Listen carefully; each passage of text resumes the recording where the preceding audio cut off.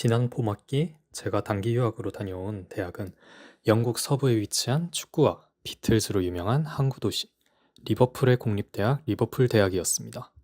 보고서로서 약 반년의 단기 유학 동안 제가 보고, 듣고, 느낀 것의 일부를 이 영상을 통해 부족하게나마 전달하고자 합니다. 제가 리버풀 대학에서 들은 과목은 총 4과목이었습니다. 전공 과목 이수를 위해 신청한 Chemistry at Surface와 Catalysis 2과목과 전공 외의 과목을 들어보고 싶어 신청한 역사 과목 Understanding Modern Europe과 Modern East Central Europe 2과목이었습니다. 전공 과목의 경우 한국에서 공부하는 것과 큰 차이는 없었습니다. 이미 배경 지식이 어느 정도 있어 이해하는 것에도 큰 어려움 없이 수강할 수 있었습니다. 예상치 못하게 품이 많이 들었던 것은 역사 과목이었습니다. 특히 까다로웠던 것이 매주 또는 격주로 있던 세미나를 위해 읽어야 했던 자료들이었습니다.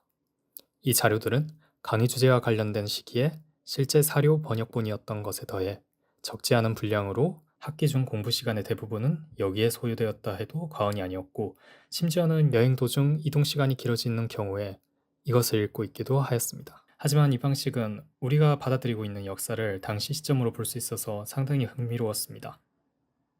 학교에서 할 수 있었던 것은 학업뿐만은 아니었습니다. 리버풀 대학은 학기 중에도 각종 파티와 소모임, 여행 프로그램 등 다양한 행사를 제공하였습니다. 그중 홀 포멀 파티가 가장 기억에 남습니다. 일종의 만찬회였던 홀 포멀 파티는 같은 기숙사에서 지내는 사람들과 식사를 하면서 친목을 도모하는 자리였습니다. 드레스 코드에 거창한 파티장이 준비된 것에 비해 하는 일은 그저 식사를 즐기며 이야기를 나누는 것뿐이었습니다. 하지만 이런 파티 자체가 우리나라에서는 드물고, 다양한 나라에서 온 사람들과 같은 식탁에서 이야기를 나누는 것은 신선하고 즐거운 경험이었습니다. 유럽까지 가서 학교에만 있는 것도 아까운 일이죠. 많은 학생들이 그렇듯 저 또한 영국과 유럽 곳곳으로 여행을 다녔습니다. 개강 전에는 2주간 영국을, 부활절 휴가 중 3주 동안은 벨기에, 네덜란드, 독일을, 종강 후 귀국 전 3주 동안 헝가리, 오스트리아, 다시 독일, 스위스, 프랑스를 다녀왔습니다. 학기 중에도 영국의 체스터와 맨체스터, 레이크 디스트릭트, 더럼, 뉴캐슬 어펀 타인과 아이슬란드, 아일랜드 등 시간이 나면 틈틈이 여행을 다녔습니다. 오래된 사족지부터 한국에서는 느낄 수 없는 거리 분위기, 신기하게 생긴 건물, 아름다운 자연 경관, 생소한 음식 등 정말 많은 것을 보고, 듣고, 느낄 수 있었습니다. 제 여행의 메인 테마는 크게 나누면 역사, 미술관과 박물관, 그리고 풍경, 이렇게 3가지였습니다. 첫 번째는 역사입니다. 유럽 곳곳에 위치한 성당, 궁전, 로마 유적 등 여러 곳을 다녔는데, 그 중에서 특히 많이 다닌 곳이 궁전과 성, 그리고 성당이었습니다. 궁전과 성은 11곳을, 성당은 무려 20곳 이상 방문하였습니다. 방문한 곳 하나하나 저마다의 역사와 개성을 품고 있었지만, 그 중에서 기억에 남는 곳 한 곳을 소개해드리고자 합니다. 한국에는 드라마 눈물의 여왕으로 알려진 독일 포츠담에 위치한 상수시 궁전은 독일 역사상 가장 위대한 군주로 칭송받는 프로이센 왕국의 국왕 프리드리히 대왕이 지은 여름 별궁으로, 프랑스 문화에 심취한 그가 베르사유 궁전을 모방하여 지은 궁전입니다. 당장 상수시의 원본에 해당하는 베르사유만 해도 더 웅장하고 아름다운데, 이곳이 기억에 남는 이유는 군주로서의 프리드리히 대왕이 아닌 한 명의 사람으로서 개성이 뚜렷하게 드러났기 때문입니다. 그는 상수시를 지을 때 베르사유를 그대로 모방하지 않고 그만의 가치관, 취향을 그대로 그의 궁전에 담아냈습니다. 바로크 양식인 베르사유와는 달리 상수시는 로코코 양식, 그것도 그의 취향이 강하게 반영된 자연물을 모티브로 한 일명 프리드리히풍 로코코로 내부가 장식되어 있습니다. 또 여러 방들이 즐거움이나 사랑 등을 테마로 한 회화와 장식이 많고, 궁전 곳곳에 서재 공간이 있는 등 자연 속의 즐거움, 문학, 미술, 음악에 대한 관심 등 프리드리 대왕이 어떤 인물인지 직접적으로 드러나는 부분들이 많았습니다. 역사 속 인물의 업적이나 행적과 별개로 어떤 성격에 어떤 취향을 가진 인물인지 알아내는 것은 그리 쉬운 일이 아닙니다. 하물며 궁전과 같이 격식과 엄숙함이 중시되는 공간에서는 더더욱 그렇기에 저는 상수시 궁전이 기억에 남았던 것 같습니다. 두 번째 테마, 미술관과 박물관을 20곳 이상을 방문하였고 한번 들어가면 길게는 한나절을 시간 가는 줄 모르고 즐겼습니다. 대표적인 곳만 꼽아도 런던의 테이트 모던, 내셔널 갤러리와 대형 박물관부터 시작해서 브뤼셀의 왕립 박물관, 헤이그의 마우리츠 하위스 미술관, 호헤벨루의 국립공원의 크롤러 밀러 미술관, 베를린의 박물관섬, 빈의 미술사 박물관, 파리의 오르세 미술관과 루브르 박물관, 그리고 퐁피두 센터까지. 이외에도 여행을 다니다가 시간이 남거나 날씨로 인해 원래 계획이 틀어졌을 때 잘 알려지지 않은 미술관 또는 박물관을 곧잘 방문하였습니다.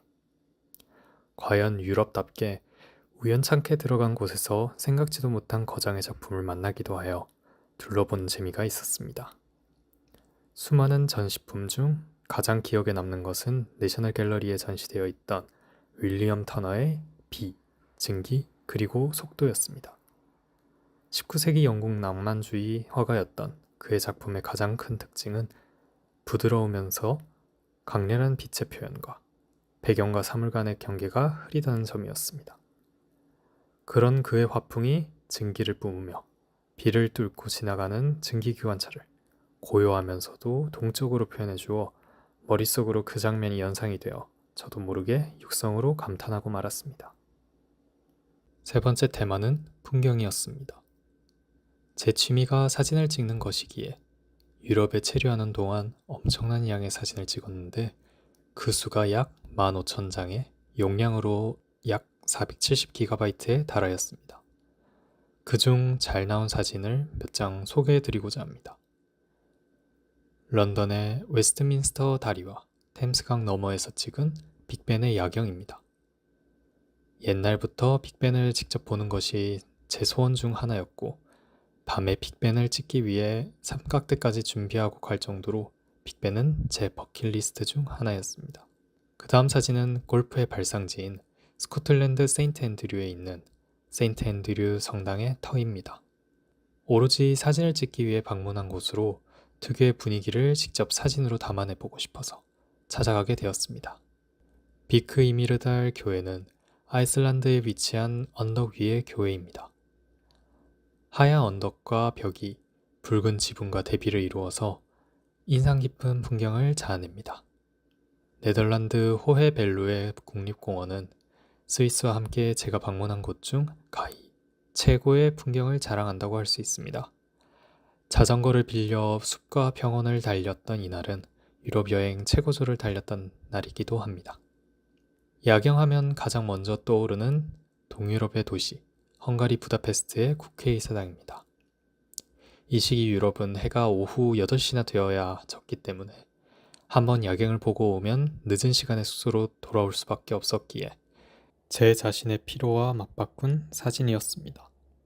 이 아름다운 성은 디즈니 성의 모티브가 되는 독일 피센에 위치한 노이슈반슈타인 성입니다.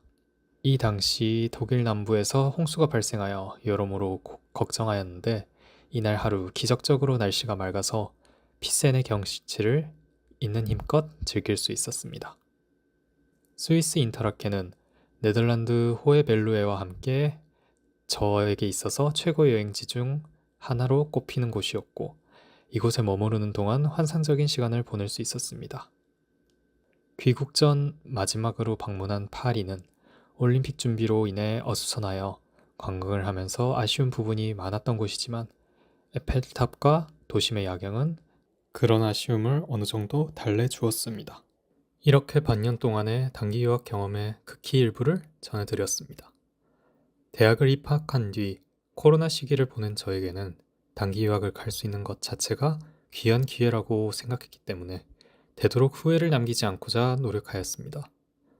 물론 아무런 연고도 없이 다른 언어를 사용하는 곳에서 보낸 시간들이 마냥 즐겁고 신나기만 한 시간은 아니었지만 그런 시간들을 포함하여 이 경험들은 앞으로의 밑거름이 되어줄 무엇과도 바꿀 수 없는 제 소중한 자산이 되었습니다.